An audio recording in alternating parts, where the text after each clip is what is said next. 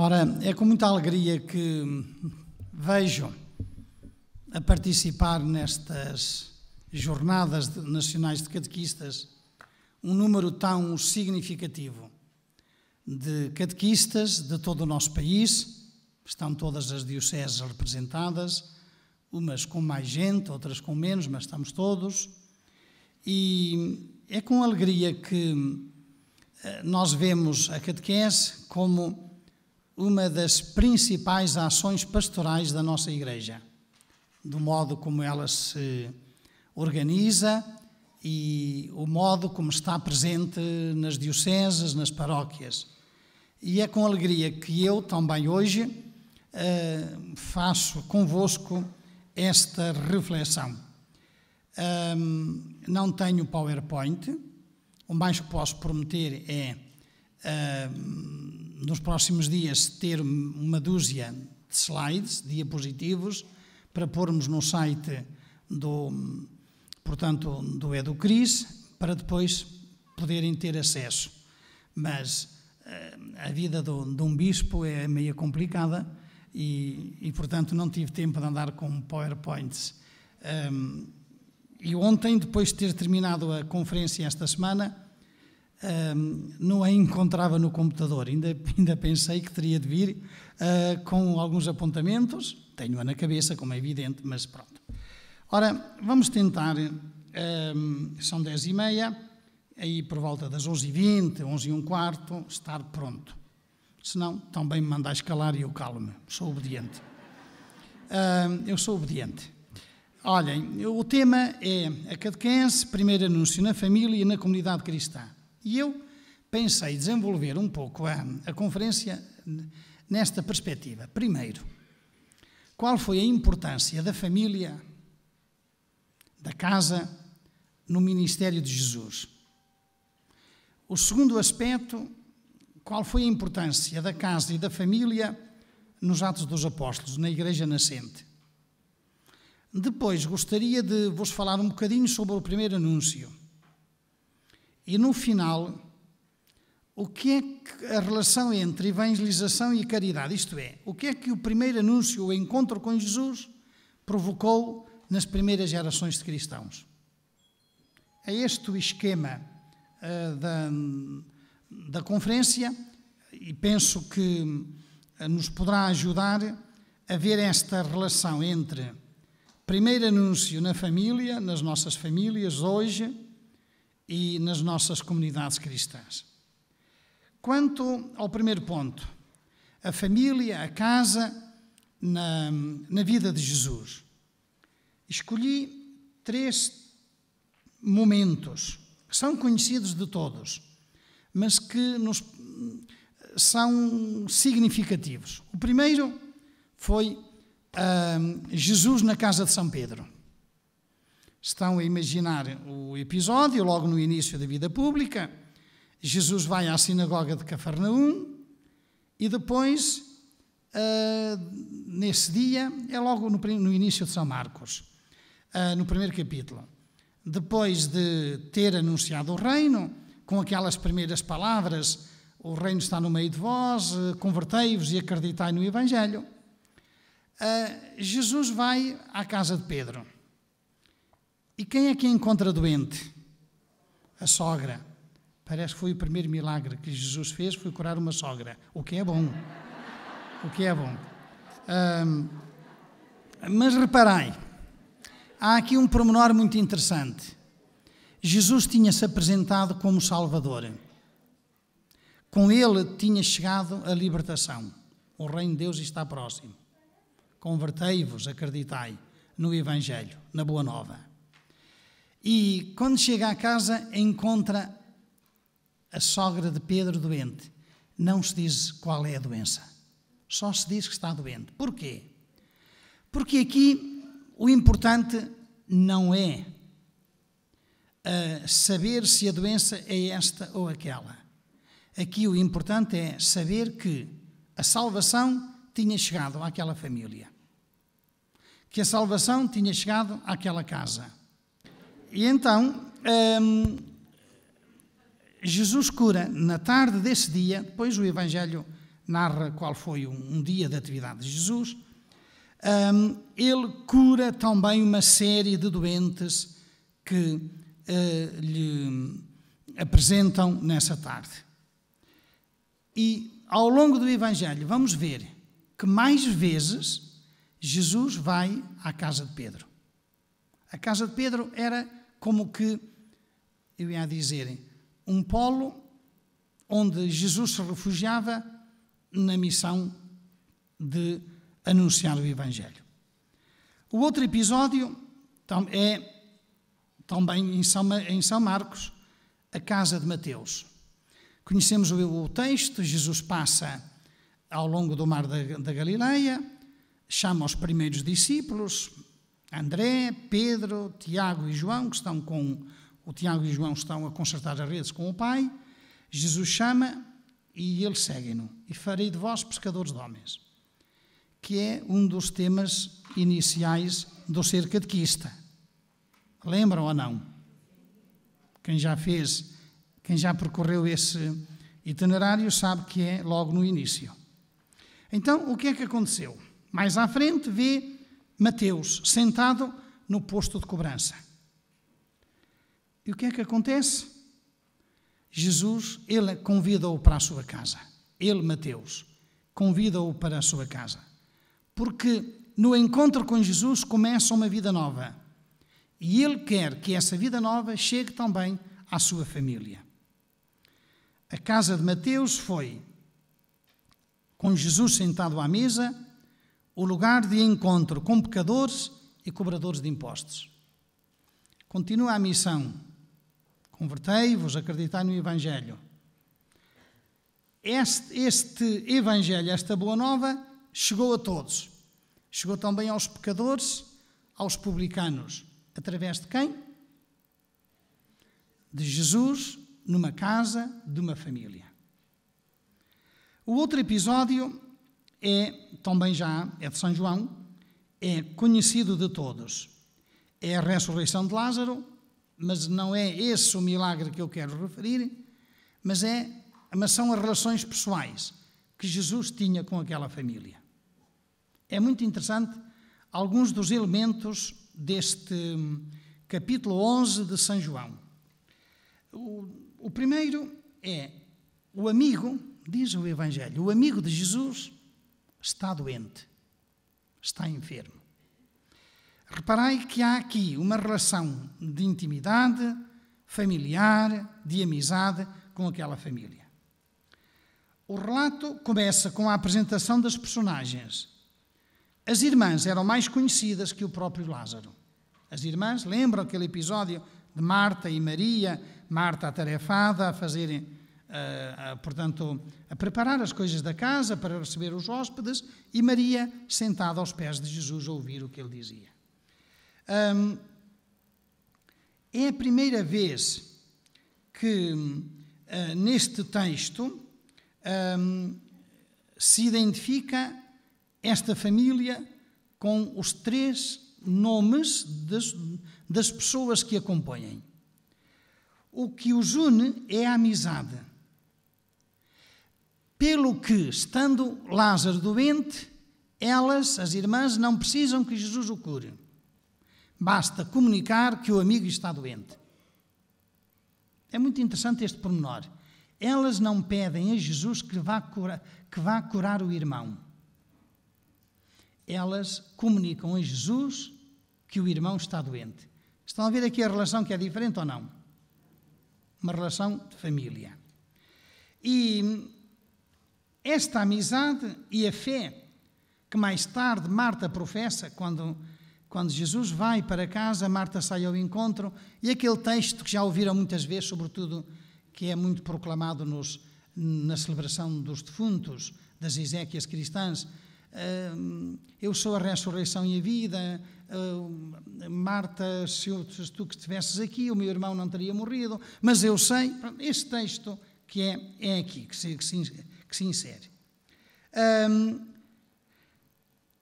Servem-nos para saber que se trata de verdadeiros discípulos que deram a sua adesão a Jesus.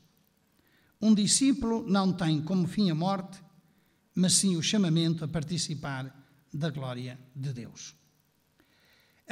E depois há aqui outro pormenor, só assim muito interessante. Jesus atrasa-se propositadamente para que o homem morra. Para quê? Para dar tempo a que a morte chegue, porque Jesus quer manifestar que Ele é o vencedor da morte, Ele é a vida. Daí vem: eu sou a luz da vida, sou a ressurreição e a vida. E quando Jesus manifesta o desejo de voltar à Judeia, a proposta não é bem aceite, porque os discípulos estão cheios de medo daquilo que eram as acusações contra Jesus, que era dar-lhe a morte. Ainda nesta família, um outro elemento muito importante, a amizade que os unia, onde Jesus participava, é: Jesus chora a morte do amigo. Quando alguém é amigo, nós choramos a morte do amigo. Maria representa a comunidade que chora a morte, acorre ao chamamento de Jesus. A sua dor, sem esperança, contrasta com a serenidade de Jesus. Para se aproximar de Jesus, Maria tem de deixar a casa do pranto. Lembram-se quando Jesus se aproximou da casa, Maria estava a chorar com as pessoas que estavam lá em casa a dar-lhe os sentimentos, e ela vai a ter com Jesus. Seguem-na os judeus que acreditam que vai ao sepulcro para chorar a morte do irmão, e assim se tornam testemunhas presenciais do que vai acontecer, da ressurreição de Lázaro. Esta é outra família. E agora damos um salto para Timóteo, na carta de São Paulo a Timóteo. Há muitos outros textos, mas lidos os evangelhos nesta perspectiva é muito interessante, ver as famílias que aparecem no Evangelho. É um outro texto, já do final do século I, mais ou menos do tempo do Apocalipse, do Evangelho de São João, que é a carta de São Paulo a Timóteo, em que nós vemos aqui o que é uma família cristã. Paulo, começa assim a carta: apóstolo de Jesus Cristo, é a segunda carta, por desígnio de Deus, segundo a promessa de vida que há em Cristo Jesus, a Timóteo, meu filho querido. Graça, misericórdia e paz de Deus Pai e de Cristo Jesus, nosso Senhor. Agora, dou graças a Deus, a quem sirvo em consciência pura, como já o fizeram os meus antepassados, ao recordar-te constantemente nas minhas orações, noite e dia. E agora diz São Paulo: ao lembrar-me das tuas lágrimas, anseio ver-te, para completar a minha alegria, pois trago à memória a tua fé, sem fingimento, que se encontra já na tua avó Loide e na tua mãe Eunice, e que estou seguro, também se encontra em ti.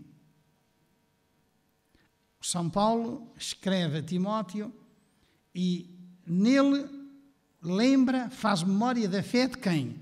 Da avó e da mãe, daquela família cristã. Vamos agora, depois dos Evangelhos,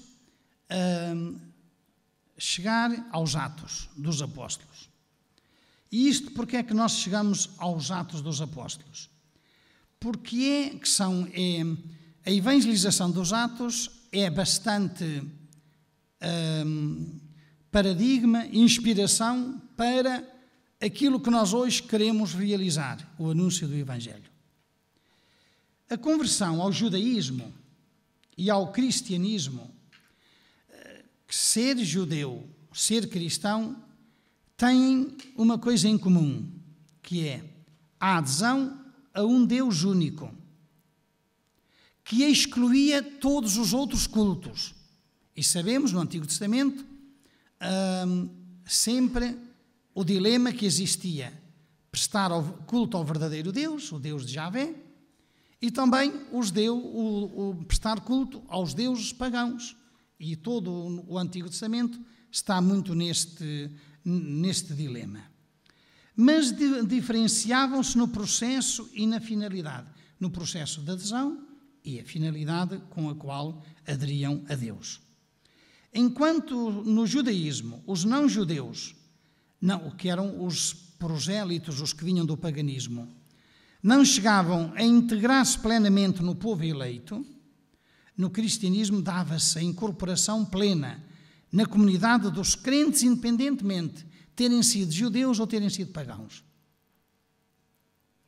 De facto, no cristianismo nascente, a conversão supunha um renovado processo de socialização, que implicava duas mudanças.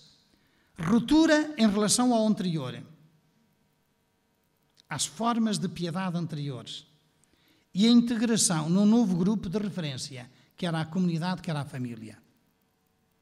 Portanto, a conversão ao judaísmo e ao cristianismo, sobretudo no cristianismo, melhor dito, supunha uma ruptura com as formas de piedade anteriores e implicava, de facto, a integração num novo grupo de referência. A visão que mais influenciou a compreensão do processo de conversão é a que se encontra nos primeiros capítulos dos Atos. Nesta visão, em que se resume, sintetiza a pregação apostólica, a experiência do Pentecostes desemboca no primeiro anúncio, ou querigma, que dá lugar à conversão massiva dos ouvintes. Nesse dia, cerca de 3.000 aderiram ao cristianismo. E a seguir, depois que Pedro faz outro discurso, logo a seguir, cerca de 5.000. Ali no espaço de uma semana, logo 8.000. Segundo o texto. Os quais, através do batismo, se integram numa comunidade perfeitamente estruturada. A outra visão, eu gostava de que entendessem isto porque nós precisamos de... o Papa, agora para este sínodo sobre a sinodalidade, e as nossas jornadas têm também como tema esse mesmo, ele diz que o livro por excelência, o livro bíblico, para este tempo são os Atos dos Apóstolos. E era um desafio que vos fazia, era leiam, comecem no primeiro capítulo, vão até ao 28, leiam seguido, isto é, se cada dia lerem um capítulo, já ao fim de um mês, têm os Atos dos Apóstolos lido e meditado, e meditem.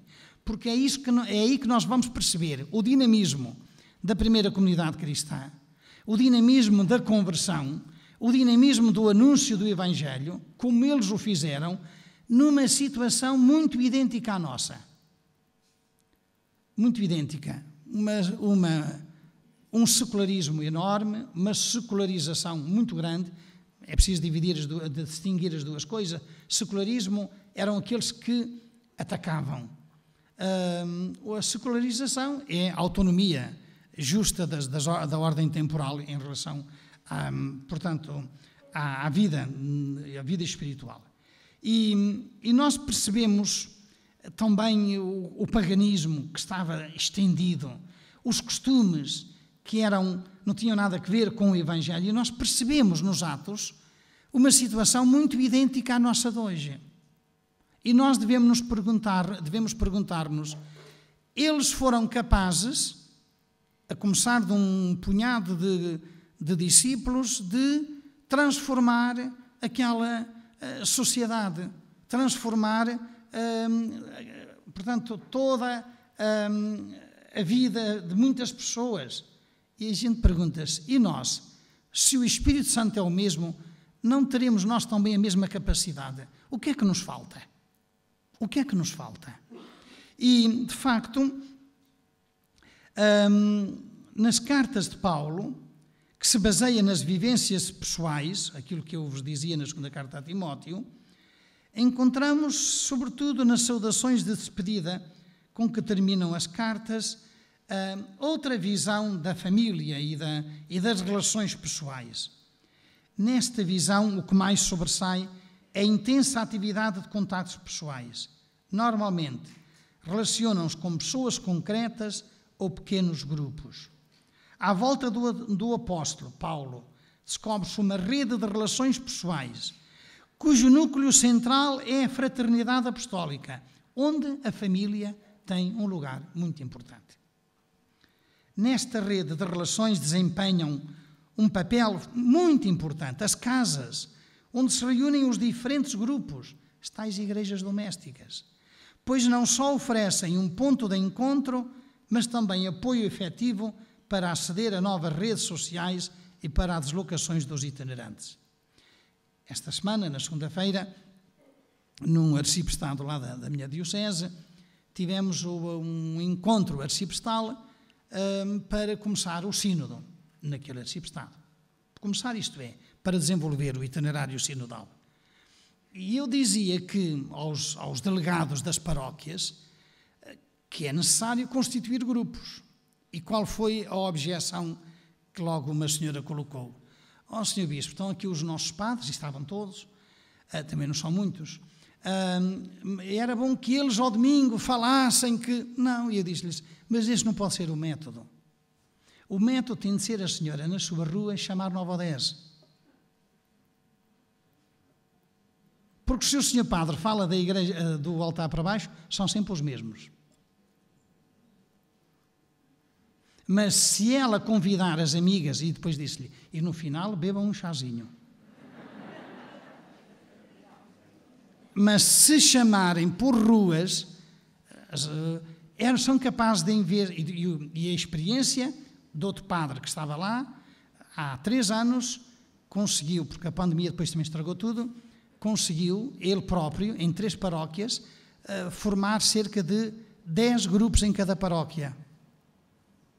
E qual foi o método que ele arranjou? 4 ou 5 em cada paróquia foram porta em porta a convidar as pessoas. Como é que trabalharam os primeiros cristãos? Porta a porta. Não somos Jeovás. Mas aquilo que temos, como dizia São Pedro ao aleijado, damos. Em nome de Jesus, levanta-te.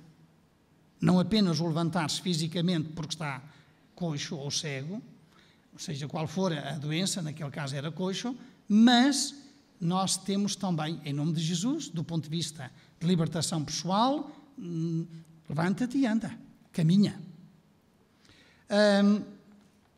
Nós vemos nos atos, portanto, novas formas de, eu ia dizer, de evangelização, de que o Evangelho chegue a mais número. Pessoas.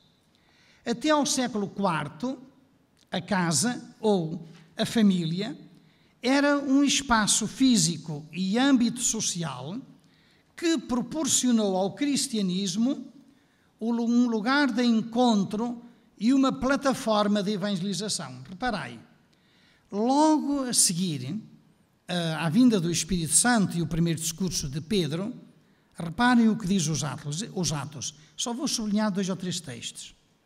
O grupo dos apóstolos, e depois enumera quais são, desceram então do Monte das Oliveiras, chamadas Oliveiras, isto a nós soa-nos bem, situado perto de Jerusalém, à distância de uma caminhada de sábado, eles podiam andar pouco tempo no sábado, era o suficiente, do monte para chegar a casa, e foram para Jerusalém. Quando chegaram à cidade, subiram para a sala de cima, não tinha acontecido a última ceia, o Pentecostes, subiram, era essa a casa que eles tinham, onde se reuniam. No lugar onde se encontravam habitualmente. A casa era o lugar onde se encontravam habitualmente. E depois vem a descrição, o quê? Da vinda do Espírito Santo.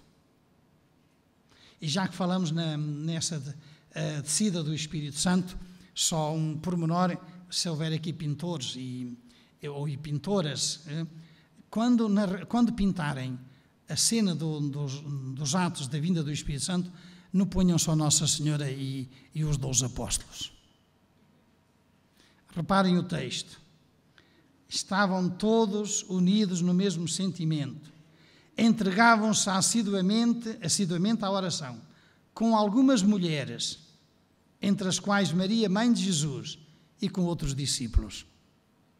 Nós reduzimos tudo aos 12. Estão a ver, até mesmo na pintura, a nossa mentalidade. Quando a cena do Evangelho diz que no Pentecostes quem é que estavam? Maria, os apóstolos, algumas mulheres e outros discípulos. É muito interessante, se alguém tiver aí intuição, façam assim uma pintura destas, que era bem bonito. Depois um outro texto. Ao longo do texto, a casa dos Atos continua a ser o lugar habitual da reunião dos discípulos. Reparem o que é que disse quando fala naquele primeiro sumário, o que eram os discípulos assíduos à fração do pão, às orações, à caridade fraterna. Diz assim: como se tivessem uma só alma, frequentavam diariamente o templo e partiam o pão em suas casas. Claro que não havia igrejas como hoje as entendemos, mas a casa era o lugar, casa, a reunião das famílias. Tomavam alimento com alegria e simplicidade de coração. A casa era a principal plataforma da evangelização. Quando São Paulo se despede o adeus aos anciãos de Éfeso, ele, de facto, que é o São Paulo já é o capítulo 20, e depois São Paulo diz-lhes assim, quando ele se despede daquela comunidade: sabeis como desde o primeiro dia em que cheguei à Ásia, procedi sempre convosco, tenho servido o Senhor com toda a humildade e com lágrimas, etc. E depois diz assim: jamais recuei perante qualquer coisa que vos pudesse ser útil. Preguei e instruí-vos, tanto publicamente como nas vossas casas. São Paulo tanto pregava nas praças, como pregava nas casas. Então, neste primeiro anúncio, a família teve 3 funções importantes. Aqui, a casa da família. Primeiro, a hospitalidade. O facto de ser acolhida em família permitia ao missionário aceder a um mundo de relações, gerando confiança entre eles. E para isso temos a cena de Pedro na casa de Cornélio. É muito eloquente nesse sentido. Pedro, ao ser acolhido pelo pai de família, Cornélio, e converter-se em um da casa, tem acesso aos amigos e parentes de Cornélio. É muito interessante a relação de Pedro com aquela família, mas é uma família alargada. Não apenas a família núcleo, mas também os parentes e os amigos. Dispenso-me de ler o texto porque é conhecido. Depois, a hospitalidade também facilitava a comunicação entre a fraternidade apostólica e as diferentes igrejas, diferentes famílias. Uniam outra função importante da família, da casa. Uniam e criavam laços. Estão a ver que hoje, se nós queremos anunciar o Evangelho, temos muito aqui a aprenderem. O ser cristão não é uma questão pessoal, é uma questão de comunhão e de comunidade. Por isso é que o nosso tema é primeiro anúncio na família e na comunidade cristã. Não é uma questão pessoal, só. Através das casas e das famílias, os cristãos introduziam-se nas redes que uniam as pessoas no mundo antigo. O pai de família não só podia reunir em sua casa um numeroso grupo de parentes, amigos e clientes, mas também mantinha relações de amizade com outros pais de família, formando assim uma rede social cujas relações se regiam pela confiança e reciprocidade. Por exemplo, na primeira carta aos Coríntios, logo no capítulo 1, versículo 11, que é a família de Cloé, diz assim: peço-vos, irmãos, em nome de nosso Senhor Jesus Cristo, que estejais todos de acordo e que não haja divisões entre vós, permanecei unidos no mesmo espírito e no mesmo pensamento. Meus irmãos, fui informado pelos da casa de Cloé que há discórdias entre vós.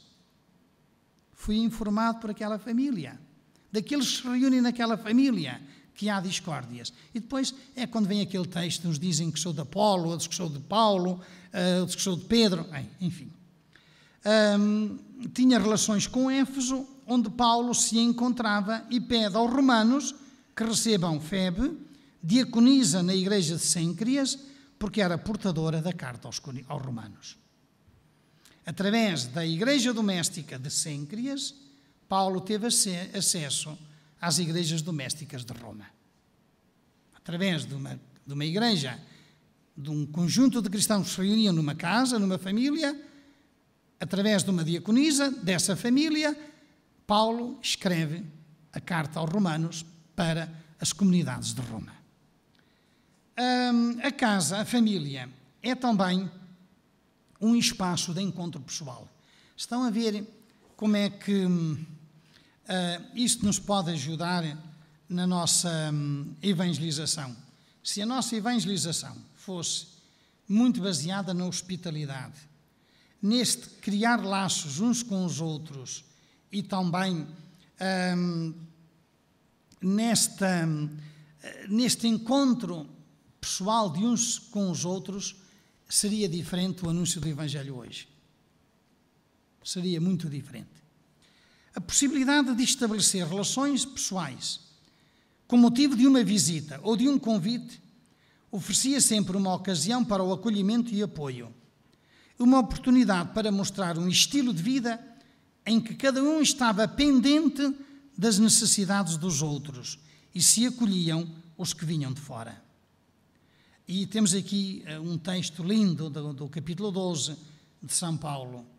Sede alegres na esperança, pacientes na tribulação, depois bendizei os que vos perseguem, preocupai-vos em andar de acordo uns com os outros, não vos julgueis sábios por vós próprios, não pagueis a ninguém o mal com o mal, interessai-vos pelo que é bom diante de todos os homens, tanto quanto for possível e de vós dependa, vivei em paz com todos os homens. E depois dá-nos uma regra de vida muito interessante na evangelização, que às vezes os nossos catequistas desanimam na catequese porque o grupo não corresponde, os pais às vezes estão bastante aliados, e São Paulo tem um versículo que eu gosto muito dele.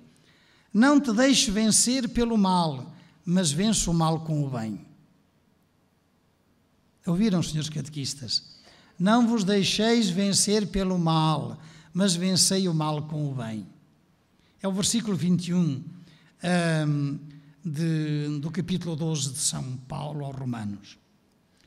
Vamos agora tentar explicar um bocadinho o primeiro anúncio, para depois tirarmos algumas conclusões.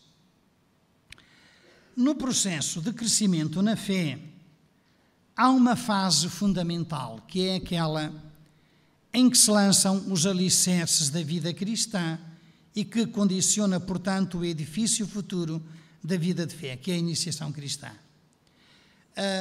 Por isso é que o novo itinerário de catequese que temos se chama itinerário à vida cristã, de iniciação cristã, para colocar os fundamentos da vida cristã. É disso que se trata. Por iniciação cristã, entende-se o caminho de vida à vida cristã em todas as suas dimensões, que graças sobretudo aos sacramentos do batismo, confirmação e Eucaristia, introduzem no mistério de Cristo e da sua Igreja e realizam o processo de tornar-se cristãos. No nosso itinerário, depois se os senhores bispos o aprovarem, vem lá uma frase muito conhecida de Tertuliano, que é esta: o cristão não nasce, mas faz-se. Já é dos primeiros tempos da Igreja. Portanto, nós não nascemos cristãos, mas tornamo-nos cristãos. E sabem qual é o nosso problema daqueles que se crismam e dos que fazem a primeira comunhão e que depois abandonam a catequese é que não se tornaram cristãos, nasceram cristãos, mas não se tornaram. Ouviram? Há muitos que já vêm para a catequese, mas que não fazem o processo de amadurecimento da fé, da descoberta do encontro com Jesus. Não se nasce cristão, torna-se cristão, através de um processo. A frase é do Tertuliano. A prática da iniciação à fé recebeu no século II o nome de catecumenado, aquele que deve ser iniciado. Atualmente recomenda-se o catecumenado como a pedagogia mais adequada para fazer cristãos. E eu cito o que é que o Diretório para a Catequese, o novo Diretório, refere. A necessidade de fazer do processo de iniciação cristã uma autêntica introdução experiencial à globalidade da vida de fé leva a olhar para o catecumenado como uma imprescindível fonte de inspiração, porque visa iniciar a fé e a vida cristã e conduzir ao encontro pleno com o mistério de Cristo na comunidade cristã. Vamos dizer assim em termos simples. Quais são os objetivos fundamentais da catequese? Iniciar a fé e a vida cristã. E este iniciar a fé e a vida cristã através do encontro com Jesus, onde? Na comunidade cristã. É o que diz o Diretório no número 61. E devemos oferecer a todos um itinerário de iniciação para o batismo ou para a confirmação, ou ainda para retomar a vida cristã. O primeiro anúncio que cada cristão é chamado a realizar é a resposta ao mandato de Jesus, ide. Depois, eu ainda tinha aqui mais 2 ou 3 ideias sobre o anúncio do Evangelho na Igreja Apostólica, que é o livro dos Atos dos Apóstolos. Eu, portanto, prescindo deste texto e queria também ainda referir o anúncio do Evangelho hoje. O anúncio da ressurreição, que foi o ponto de partida, que começou a difundir-se entre os discípulos de Jesus logo após a sua morte, é o primeiro testemunho a evocar. Aquilo que é fundamental, meus amigos, na catequese e na vida do catequista, eu estou a falar para catequistas, é que nós façamos um encontro com Jesus. E é esse encontro que muda a nossa vida. E esse encontro tem a sua fonte na ressurreição de Jesus. Ele que venceu a morte está vivo. E porque está vivo, eu posso encontrar-me com Ele. Eu não me encontro com os mortos, encontro-me com os vivos. E isto é fundamental porque este foi o primeiro anúncio, foi único e porque não ia dirigido aos que conheciam Jesus, mas aos seus próprios discípulos. Eles tinham andado com Ele. No momento da paixão fugiram. Só ficou Maria e João e algumas mulheres. Neste ponto as mulheres têm mais fé que os homens, mas enfim. Eu tenho uma teoria que não vou explicá-la, mas sabem porque é que acontece isto? Porque as mulheres têm mais poder de amar. Enquanto que os homens fugiram todos, quem ficou junto da cruz foram as mulheres. Foram as mulheres. Vamos avançar. Ficou lá um homem, foi o São João, mas foi porque Nossa Senhora o segurou, se não tinha fugido.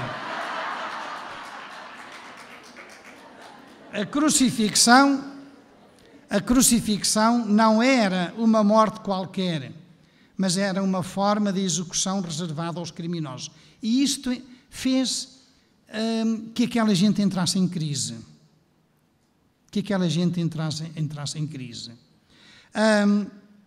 A crucifixão afirmava o contrário e gera-se nos discípulos um conflito entre o que tinham pensado de Jesus e o que pública e oficialmente se disse e fez. É com a ressurreição que começa a vida nova.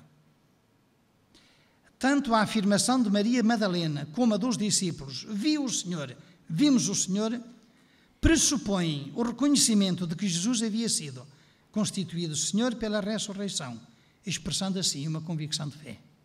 Aquilo que nós precisamos todos, a começar por mim, é esta convicção profunda que Jesus está vivo, que nos introduziu no mistério de Deus, do mistério do amor, do Pai, do Filho e do Espírito, e que é nesta comunhão de amor que nós temos hoje de continuar a missão de Jesus pela ação do Espírito Santo. Aquilo que o Espírito Santo faz em nós é tornar presente em nós a missão de Jesus. E continuarmos nós hoje, não sozinhos, mas com o Espírito, que é Deus, a missão de Jesus. A partir de Jerusalém, o Evangelho chegou a Antioquia e a outras paragens, e chegou também às nossas terras, e às nossas dioceses, e às nossas paróquias, e chegou ao vosso grupo de catequese. Foram muitos os que acreditaram e se converteram ao Senhor, e são muitos aqueles que hoje nós o queremos seguir. E termino. Então, olhem, só 3 ou 4 características muito interessantes. Primeiro, uma característica global. O que é que, olhando para os Atos dos Apóstolos, o que é que nós vemos? Não podia ser de outro modo, Deus é amor. Ver o amor, o ágape, como norma de vida dos primeiros cristãos. No relato da primeira evangelização, não há lugar para a vida cotidiana das comunidades, mas logo a seguir, o que é que a gente vê? Que se acolhiam os estrangeiros e assistiam os necessitados. Há uma relação profunda entre caridade e evangelização, entre amor e anúncio do Evangelho. Só enunciar 3 ou 4 situações. Isso significa que, nos primeiros cristãos, este amor se traduziu em obras. E quais foram as principais obras que aparecem nos Atos dos Apóstolos? E que hoje são também para nós. Olhem, primeira, preocupação pelos necessitados. Perante as dificuldades com que se batiam tantas pessoas, adquirem sentido pleno as palavras de São Paulo. Partilhai com os santos que passam necessidade. Aproveitai todas as ocasiões para serdes hospitaleiros. Ou então as palavras finais de São Mateus, do capítulo 25. Tive fome, deste-me de comer, tive sede, etc. As 5 vezes que os evangelhos narram a multiplicação dos pães tem muito a ver com este amor aos mais necessitados. Não vejamos apenas a instituição da Eucaristia, mas vejamos esta relação entre Eucaristia e caridade para com os mais necessitados. Outra característica que nasce deste amor, atenção aos doentes. Entre as várias ações de Jesus, os encontros com os doentes ocupavam um lugar muito importante. E no primeiro anúncio da paixão, no primeiro querigma, afirmava-se que passou fazendo o bem, curando todos os que eram oprimidos pelo diabo, porque Deus estava com ele. Uma outra característica também que hoje é muito necessária, acolhimento aos estrangeiros e refugiados. 2 situações comuns no Império Romano exigiam uma hospitalidade especial. A primeira era a grande mobilidade de pessoas facilitada pelo mar Mediterrâneo, livre de piratas. Hoje o nosso mar Mediterrâneo está cheio de... E a segunda eram as grandes estradas que uniam Roma com as várias regiões do Império. Os textos cristãos primitivos oferecem-nos imensas informações sobre a hospitalidade que se dispensava aos missionários e a boa disposição para acolher os estrangeiros que chegavam às cidades. Não vos esqueçais da hospitalidade, porque graças a ela, alguns sem o saberem, hospedaram anjos. E na primeira carta de Pedro, exercei a hospitalidade uns com os outros, sem queixa. Outra dimensão é a assistência aos presos. E na carta aos Hebreus aparece este texto: lembrai-vos dos presos, como se estivesseis presos com eles, e dos que são maltratados, porque também vós tendes um corpo. E, por fim, uma outra grande dimensão deste amor, em que se desdobra o amor em ações concretas: o cuidado pelas crianças. O cristianismo introduziu no mundo antigo uma nova atitude para com as crianças. Na visão tradicional daquela cultura, a criança devia estar sob a autoridade de um adulto. E o Evangelho traz vários textos disso. Na sociedade grega e romana, esta valorização da criança fez com que o aborto e a exposição dos recém-nascidos fossem uma prática comum. No judaísmo, estas práticas estavam proibidas por motivos religiosos. Os evangelhos mostram, da parte de Jesus, uma solicitude especial para com as crianças, ao ponto de as apresentar como modelo para aqueles que querem chegar ao reino de Deus. E, inclusive, como sinal da sua própria presença. Quem receber um destes pequeninos, em meu nome, é a mim que recebe. E termino. O estilo de vida era o que logo encontravam aqueles que se aproximavam de uma família cristã, de um grupo de cristãos que se reuniam em casa. E é impensável que as obras de amor os deixassem indiferentes. É aqui que devemos situar a influência da praxis evangelizadora e caritativa das primeiras comunidades na missão evangelizadora nossa hoje. A conversão que se leva à incorporação aos grupos cristãos não se fez pelo acolhimento descontextualizada de uma mensagem, mas pelo contacto com estes discípulos que viviam de acordo com o que praticavam. Esta relação é a experiência vital das obras de amor que praticavam. Foram para muitos o caminho para descobrir a verdade do Evangelho e a motivação inicial de o acolher. Termino com um dos primeiros textos do Novo Testamento, que é a carta aos Tessalonicenses. Damos graças a Deus, porque tendo recebido a palavra de Deus que nós vos anunciamos, vós a acolhestes, não como palavra de homens, mas como ela é verdadeiramente, palavra de Deus, a qual também atua em vós que acreditais. Obrigado.